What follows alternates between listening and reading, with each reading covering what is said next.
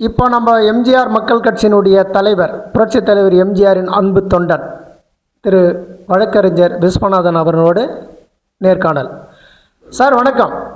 வணக்கம்.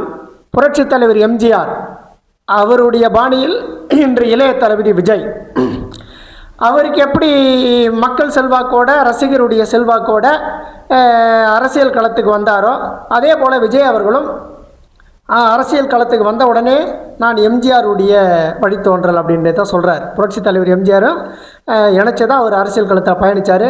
எப்படி பார்க்குறீங்க? சினிமா துறையிலிருந்து 2 ஹீரோக்கள் வந்த உடனே முதலமைச்சர். எம்ஜிஆர் கொஞ்சம் கஷ்டப்பட்டு வந்தார், ஆனால் விஜய் அவர்கள் வந்த உடனே பெரும்பான்மை இல்லை இருந்தாலும் முதலமைச்சராக வந்துட்டார். எப்படி பார்க்குறீங்க? அதாவது நடிகர் விஜய் எந்த நேரத்திலும் எந்த சூழ்நிலையிலையும் எம்ஜிஆர் கூட ஒப்பிட முடியாது. அவர் இவருக்கும் விஜய்க்கும் எம்ஜிஆருக்கு என்ன வித்தியாசம் அரசியல்னா, எம்ஜிஆருக்கு ஆரம்ப காலத்துலேருந்தே 7 வயதுலேருந்து எல்லாருக்கும் கொடுக்கணுன்ற எண்ணம் கொண்டவர். அந்த வள்ளத்தன்மை உண்டு, அது மக்கள் விரும்புவாங்க. ஒருத்தர் கொடுக்குறாங்கன்னா எல்லாரும் எதையும் எதிர்பார்க்காம கொடுக்குறாங்கன்னு சொன்னால் அவங்க மேலே எல்லாருக்குமே ஒரு பட்டுதல் வரும். அப்படி வளர்ந்து, அதாவது கேட்டாக்கா எம்ஜிஆர்கிட்ட இப்போ விஜய்க்கு ரசிகர் இருந்த மாதிரி, திரைப்படத்துறையில் ரசிகர் இருந்த மாதிரி எம்ஜிஆருக்கும் ரசிகர் ஆரம்ப காலத்தை ரசிகர் பட்டாளம். இந்த ரசிகருங்கெல்லாம் வேற. இந்த ரசிகரும் எம்ஜிஆர் காலத்து ரசிகரும் கம்பேர் பண்ணவே முடியாது.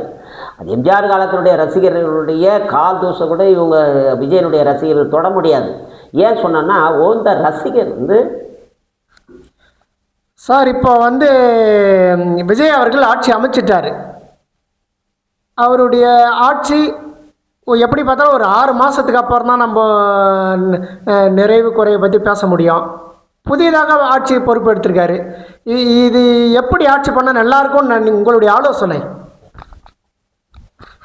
எம்ஜிஆருக்கு ரசிகர் இருந்தாங்க. அந்த ரசிகர்கள் அப்படியே எம்ஜிஆர் ஒரு கான்செப்டும் ஒரு அரசியல் தன்மையோட அந்த ரசிகர்களை தொண்டனாக மாற்றினார். ரசிகர்ன்றது வேற, தொண்டர்கள்ன்றது வேற.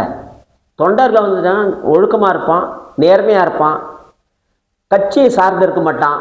கட்சி அதை தன்னுடைய உழைப்பில் கட்சியை வளர்க்குறத பார்ப்பான். ஆனால் விஜயனுடைய ரசிகர் அப்படி இல்லை. நான் கேள்விப்பட்ட மீடியா வாயிலாகவும் நேரடியாக கூட கேள்விப்பட்டிருக்கிறேன். எம்ஜிஆர் படம் ரிலீஸ் ஆகும்போது கஷ்டப்பட்டு காசு கொடுத்து சம்பாரிச்சு அந்த காசில் போய் படம் பார்ப்பான். அப்படி தான் எம்ஜிஆர் ரசிகர் இருந்தாங்க. ஆனால் விஜயுடைய ரசிகர் அப்படி இல்லை. அவங்களுக்கு குடும்பத்தை பற்றியும் கவலைப்படி கிடையாது, எதை பற்றியும் கவலை கிடையாது, தன்னொழுக்கத்தை பற்றியும் கவலை கிடையாது. அவங்களுக்கு என்னன்னாக்கா வந்த உடனே எப்படியோ விஜய் படத்தை பார்த்தாங்க. இவங்க என்ன பண்ணுறாங்க, அந்த பிளாக்கில் போய் டிக்கெட்டை வாங்குறேன். நான் கேள்விப்பட்டது வரைக்கும் 150 ரூபா டிக்கெட்டுன்னா. சார் நான் விஜய் ஆட்சிக்கு முதலமைச்சராக பொறுப்பு எடுத்துட்டாரு. அவர் சிறந்த முறையில் ஆட்சி செய்யறதுக்கு உங்களுடைய ஆலோசனை என்னான்னு கேட்டேன். அதான் சொல்ல வரேன். அதாவது கேட்டால் முதல்ல அந்த ஒரு ஆட்சி சிறப்பாக ஆட்சியை பிடிக்கிறது பெரிய விஷயம். ஆட்சி பிடிச்ச பிறகு அந்த ஆட்சியை பல பிரச்சனைக்கு இடையில் எப்படி சாமர்த்தியமாக கொண்டு போய் அந்த 5 ஆண்டுகளை முடிக்கிறது தான் அந்த கட்சி தலைவர் முதலமைச்சரை உட்காரும்போது அதை நோக்கி தான் பயணிக்கணும். அப்போது முதலில் எம்ஜிஆர் காலத்தில் இந்த தொண்டர்களை எந்த இதுலேயும் தேவையில்லாமல் மற்ற பொதுமக்களை இடையூறாக நிற்கிற மாதிரியெல்லாம் பண்ண மாட்டார். அது எத்த உடனே அவருக்கு அறிவு சொல்கிறார், நீங்கள் ஏதாவது தவறு செய்ய என்ன பாதிக்கும், மக்கள் நம்மளை நம்பி ஓட்டு போட்டுருக்குறாங்க. அப்படி தான் மக்களுக்கு எப்போவுமே நம்ம இடையூறாக இருக்கக்கூடாதுன்னு ஆணித்தரமாக எம்ஜிஆர் அது இன்ஸ்ட்ரக்ஷன் கொடுப்பார். நான் என் காலத்தில் பல முறையை நான் பார்த்துருக்குறேன். அது மாதிரி இவர் விஜய் தன்னுடைய ரசிகர்களுக்கு முதல்ல அவங்க ஒழுக்கம் இல்லாத தன்னொழுக்கம் இல்லாமல் இருக்கிறாங்க. இவருக்கும் அது இல்லைன்னு வச்சுக்கலாம், நம்ம அதுக்குள்ளே போவேணும். நான் என்ன சொல்ல வரேன்னா, அந்த தொண்டர்களை அடக்கணும். இப்போ நானும் பார்க்குறேன், இவர் முதலமைச்சர் ஆன பிறகு இங்கே கொஞ்சம் லஞ்சத்தை ஒழிக்கிறேன், இது ஒழிக்கிறேன், அது ஒழிக்கிறேன், இது ஒழிக்கிறேன். எம்ஜிஆர் இந்த மாதிரியெல்லாம் சொல்லலை. ஆனால் இது எம்ஜிஆர் சொல்லலான்றதுக்கு தவறுகள் எதுவுமே செய்யக்கூடாது மனசில் வச்சுக்கிட்டாரு. ஆனால் இவர் தன்னுடைய பொய்யான பிம்பத்தை மாய பிம்பத்தை ஏற்படுத்திக்கின்னு முதலமைச்சராக உட்கார்ந்த பிறகு சரி, இப்போ ஒயின் ஷாப் நான் மது இல்லா தமிழகத்தை உருவாக்கிடுவேன்னு சொன்னார். இப்போ ஒயின் ஷாப் என்ன, சில ஒயின் ஷாப் மூடுறதா அறிவிப்பு வந்துருக்குது. இது கண் துடைப்பு தானே. ஒன்று மதுவில்லா தமிழகத்தை உருவாக்கணும், இல்லைன்னா ஒயின் ஷாப்பை பற்றி பேசக்கூடாது. இது 2ஆம் கட்ட நிலையாக இருக்குது. எப்படி? அதாவது எல்லா படத்துலையும் ஹீரோ நடிப்பாங்க. ஒரு சில ஹீரோவாக இருக்கிற ஒரு சில பேருக்கு தான் அந்த ஹீரோ தன்மை, ஒரு தைரியம், மனோதைரியம் ஒரு சில பேருக்கு தான் இருக்கும். அது மாதிரி எம்ஜிஆருக்கு வந்து சாணக்கியத்தன்மையோட ஒரு தைரியசாலி. ஆனால் நடிகர் விஜய்க்கு அந்த தைரியம் இல்லை. இப்போ வந்த உடனே ஒரு அசால்ட்டு தைரியம் தான் போனோம்னா நான் பார்த்துக்கிறேன், இதை பண்ணுறேன் அப்படின்னுவார். ஆனால் அதை நடைமுறைக்கு கொண்டு வரும்போது தான் அதில் சிக்கல். அது முன்னே வரும்போது இருக்கணும். எம்ஜிஆருக்கே அந்த அவர் என்ன நினச்சார், வந்த உடனே சாராய கடை மூடணும்னு நினச்சார். 77 மூடின பிறகு என்னாச்சு, ஃபெயிலியர் ஆகிப்போச்சு. அது திட்டு அந்த சாராய கடை மூணதில். ஏன்னா அதில் பேசிக்காக அதில் தான் கவர்மெண்ட்டுக்கு வருமானம். ஏன்னா குடிக்கிறவன் இருக்கிற வரைக்கும் சாராயம் காசுறவன் இருப்பான். அப்போ அவர் 77 அந்த சாராய கடை க்ளோஸ் பண்ணும்போது திருட்டு சாராயம் காசு ஆரம்பித்தாங்க. வீட்டுக்கு சாராய பானை வச்சு சாராய ஆரம்பித்தாங்க. அடுத்து பாண்டிச்சேரிக்கு போய் இதை விட்டுட்டு பாண்டிச்சேரி குடிச்சிட்டு வருவாங்க, நியூசன்ஸ் பண்ணுவாங்க. ஸோ என்னடா இதுன்னு யோசனை பண்ணார். அப்புறம் என்னோட சரி ஒரு பக்கம் பார்த்தா நம்ம சரி சாராய கடை தந்துடுவோம். ஏன்னா வீட்டுக்கு சாராயம் காசுறான், கெட்ட பேர் ஆகுது. குடிக்கிறவன் குடிக்க போகிறான், குடிக்காதவன் குடிக்க போகிறது கிடையாது. அதனால் தரத்தொலை என்ன பண்ணார், அதில் வருமானம் வருது. இந்த முன்னனுபவம் எம்ஜிஆருக்கு இருந்த மாதிரி விஜய்க்கு கிடையாது. வந்த உடனே நான் ஹீரோ தன்மையை காமிக்கிற மாதிரி ஒன்றும் பண்ணிட்டார், நான் மூடுறேன்ட்டார். அதில் சிரமம் இனிமேல் தான் தெரிஞ்ச வருது. இப்போ புரட்சித் தலைவர் எம்ஜிஆர் அவருடைய ஆட்சியில் அவருடைய ரசிகர்களுக்கு பெரிய அளவில் எம்எல்ஏ சீட்டு கொடுத்தாரா, இல்லை விஜய் அவர்கள் அவருடைய ரசிகர்களுக்கு பெரிய அளவில் எம்எல்ஏ சீட்டு கொடுத்தாரா? எம்ஜிஆர் இப்போ வேட்பாளர் தேர்வும் ஒரு சில பேர் ரசிகர்களுக்குன்னு கொடுக்கல, நிச்சயமாக அது கிடையாது. ஆனால் ஒவ்வொருத்த உழைப்பு தான். ஒரு இடத்துல ஒரு இடத்துக்கு போகிறாரு, ஒரு புது விஷயத்துக்கு எங்கே போகிறார், புது விழா இது மாதிரி போகிறான்னு வச்சுங்க. அந்த இடைப்பட்ட கொஞ்சம் நஞ்சம் நேரம் கிடைக்கும். அந்த நேரத்தில் யாரையோ திடீர்னு பார்ப்பார். திடீர்னு பார்த்தேன்னு பண்ணால் இவ இப்படி இருக்கானே, சரி நம்ம ஒரு வேட்பாளராக நம்ம கட்சிக்கு போட்டால் நம்ம கட்சிக்கு நல்ல பேரம் இருக்கும், மக்களுக்கும் நல்லது செய்வான்னு சொல்கிற எண்ணத்தில் பார்த்துட்டு அப்புறம் மனசில் வச்சுக்குவார். உடனே அவனுக்கு தெரியாமல் அவனுடைய பயோடேட்டாலாம் எடுத்துக்குவார். அப்புறம் யோசனை பண்ணுவார், சரி இந்த ஆள்கிட்ட கேண்டிடேட் உடனே போடு அப்படின்னு சொல்லிட்டு. அந்த மாதிரி ஆளுகளை செலக்ட் பண்ணி போனால் அந்த மாதிரி இவர் வேட்பாளர்களை தேர்ந்தெடுக்கலை. நான் கேள்விப்பட்ட வரைக்கும் யார் இப்போ அவர் குரூப்பில் இருக்கிறாங்க இல்லையா, இப்போ அந்த ஒரு அமைச்சராக இருக்கார் அந்த புஷ்கி ஆனந்த் ஒன்று, அப்புறம் ஆதவ அர்ஜுனா தான் நம்ம மனசில் தாவேக்கால் நிற்கிற தலைவருங்க. ஆனால் இவங்க 2 பேரும் மேலே ஏகப்பட்ட குற்றச்சாட்டு இருக்குது. அந்த ரசிகர்களும் சொல்கிறாங்க, நிர்வாகிகளும் குறை சொல்கிறாங்க. ஆமாம், இப்போ நீங்கள் ஆதவ அர்ஜுனான்னு சொன்னீங்க. ஆதவ அர்ஜுனா அவர்களுடைய பின்புலம் செல்வி ஜெயலலிதா அம்மா அவர்களால் லாட்ரி சீட்டு தான் குடும்பத்தை பாதிக்கிறது. அந்த லாட்ரி சீட்டு குடும்பத்தில் பெண் எடுத்தவர் தான் ஆதவ அர்ஜுனா. மார்ட்டின் அவர்கள் தான் லாட்ரி சீட்டுடைய ஏஜென்ட்டு. லாட்ரி சீட்டால் உழைக்கிற மக்களை சுரண்டிய ஒரு குடும்பத்திலேருந்து வந்தவரை ஒரு முக்கியத்துவம் கொடுத்து இந்த தாவேக்காவில் வச்சுக்கிறாங்களே, இது போதையோட மோசமானதா இல்லையா? அதாவது சாராயம் குடிக்கிறவன் குடித்த பிறகு போதை வந்தோன்னு நிற்கிடுவான்.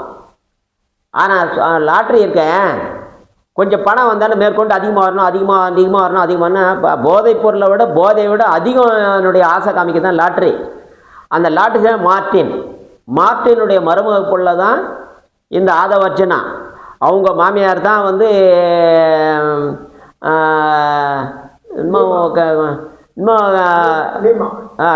லீமா ரோஸ் அவங்க மாமியார். அந்த அம்மா இப்போ அதிமுக கொஞ்சம் கலக்கிட்டு இருக்காங்க, அது வேறு. இவர் அதில் இருந்தவர் மறுபடியும் நிச்சயமாக கொஞ்சம் என் காலப்போக்கில் நிச்சயமாக அதை விட மாட்டாங்க. அதில் ருசி கண்டவங்க நிச்சயமாக அந்த லாட்ரி சீட்டை கொண்டாந்து. ஆனால் இவர் மதிமயங்க கையெழுத்து போடுறாருங்க. நான் நேற்று பேப்பரில் கூட படித்தேன். இவர் 2 பேருக்கும் அந்த உள்ளுக்குள்ளே ஒரு உறுப்பு இருந்துக்கிட்டே இருக்குது, இதை கண்டுக்க மாட்டேன்றாரு. ஆனால் அந்த பேப்பரில் நான் நேற்று பேப்பரில் நியூஸ் படித்து ஆதாரத்தோடு சொல்கிறேன். அவங்க அதாவது வருமானம் அதாவது நீ 2 கோடி கொடு, இந்த கூட 5 கோடின்னு சொல்லிட்டு அந்த புஷ்கி ஆனந்த் கேட்குறாராம் இந்த வேட்பாளர் வரும்போது. அது எப்படி 5 கோடி வசூல் பண்ணுறது எப்படி விஜய்க்கு தெரியாமல் இருக்கும்? அவருக்கும் தெரியும்னு ஒருத்தர் சொல்கிறார். ஸோ இது மாதிரி அவர் பணம் வரவு எங்கே இருக்குது கஷ்டம். நம்ம ஆதாரம் இல்லாத குற்றச்சாட்டு நம்ம பேசுவோம்னா, இப்போ பிஜேபி மத்தியில் ஆட்சியில் இருக்குது. இதுக்கு முன்னாடி பார்த்தீங்கன்னா திமுக ஒரு மிகப்பெரிய கட்சி. திரு ஸ்டாலின் அவர்கள் சின்ன வயசுலேருந்தே அந்த கட்சியிலேருந்தே வரவர். அவராலேயே முடியல பிஜேபியோட மல்லு கட்டுறதுக்கு. இப்போ மம்தா பானர்ஜி மேற்கு வங்கத்தில் அவங்களும் பிஜேபியில் மல்லு கட்ட முடியல. கேரளாவில் இருந்த கம்யூனிஸ்ட் கட்சி பினராயி விஜயன் அவரும் முதுபெரும் தலைவர், அவராலையும் முடியல. ஒரு புதிய அறிமுகம், அரசியல் அனுபவமே இல்லாத ஒரு புதிய முகம் விஜய் அவர்கள் பிஜேபியோட எப்படி அரசியல் பண்ண முடியுமா மத்திய அரசாங்கத்திட்ட? ஆட்சின்னு ஒரு பொதுவான எண்ணங்கள் மக்கள் நலனோட நாட்டு நலனுக்காக ஒரு நடவடிக்கை பிஜேபி வந்து இப்போ ஆளும் தமிழக வெற்றி கழக ஆட்சியை வந்து கலைக்கணும். நான் இப்படி எனக்கு தெரிஞ்ச வரைக்கும் இது உண்மையான விஷயம். இது பரவலான மக்கள் தப்பு. மக்களால் தேர்ந்தெடுக்கப்பட்ட ஆட்சியை பிஜேபி எப்படி கலைக்க முடியும்னா, நம்மளுடைய கேள்வி என்னன்னா, பிஜேபி எதிர்த்து தமிழ்நாட்டில் விஜய் அவர்களால் ஆட்சி செய்ய முடியுமா? அந்த தைரியம் இருக்கா? அதுதான் கேள்வி. நிச்சயமா முடியாது. அந்த தைரியம் கிடையாது. இவ்வளோ காலம் இப்போ ஒரு 15-20 வருஷமாக அரசியல் பயணிகளே ஜெயலலிதா அம்மையார் கூடலாம் இருந்து வந்த எடப்பாடியாலே முடியும் போது விஜயால் எப்படி முடியும்? ரொம்ப கஷ்டம். ஒன்று எனக்கு தெரிஞ்ச வரைக்கும் என்னன்னா, சீமான் எதிர்பார்க்க மூலியமாக உள்ள நானும் முடியலன்னு தெரிஞ்சு போச்சு. அதிமுக கூட்டணி வச்சா அதுவும் முடியலன்னு தெரிஞ்சு போச்சு. இதெல்லாம் உளவுத்துறை வச்ச ரிப்போர்ட்டு.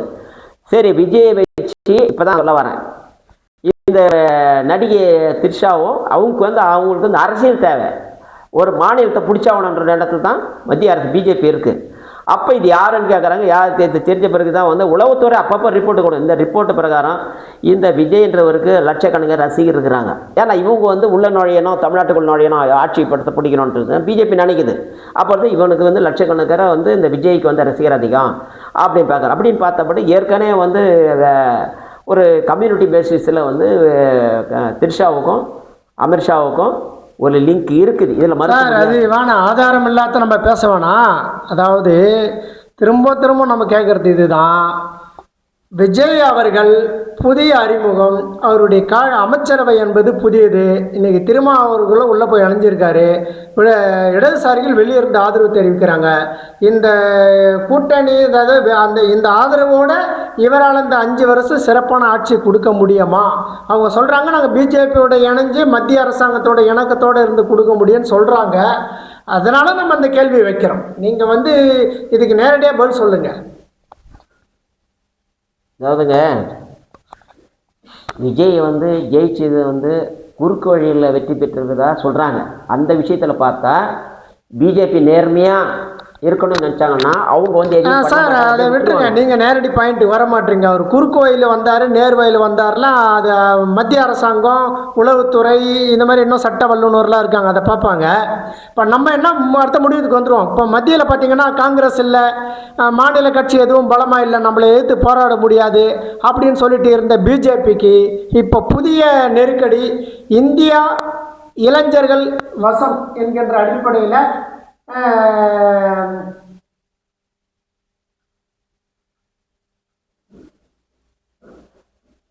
அதாவது இந்த கூட்டணின்றது சிறுபான்மை கட்சி. அவங்க வந்து நாட்டு நலனுக்காக போனது கூட்டணியாக போகல. அவங்களுக்கு தேவை வந்து ஆதாயம். எல்லாமே இப்போ கூட்டணி போயிருக்கிறது. நீங்கள் சிபிஎம்மு, அப்புறம் காங்கிரஸு, விடுதலை சிறுத்தை போட்ட கட்சிகள்லாம் வந்து அங்கே ஆதாயம் அடையணும். அதுதான் நாட்டினுடைய நோக்கம் தான். உடனே வந்திருப்பாங்க. இது பல குதிரை பேரெல்லாம் நடந்துச்சு. அதனால வந்து இவங்களுக்கு வந்து எப்போ ஒன்றாலும் அவங்களுடைய அதாவது ஆதாயத்தோடு போனாங்கல்ல. இந்த 5 ஆண்டு காலத்தில் வந்து அவங்க நினச்ச ஆதாயம் கிடைக்கலன்னா இவங்க கூட்டணியிலேருந்து பிரியறதுக்கு வாய்ப்பு இருக்குது.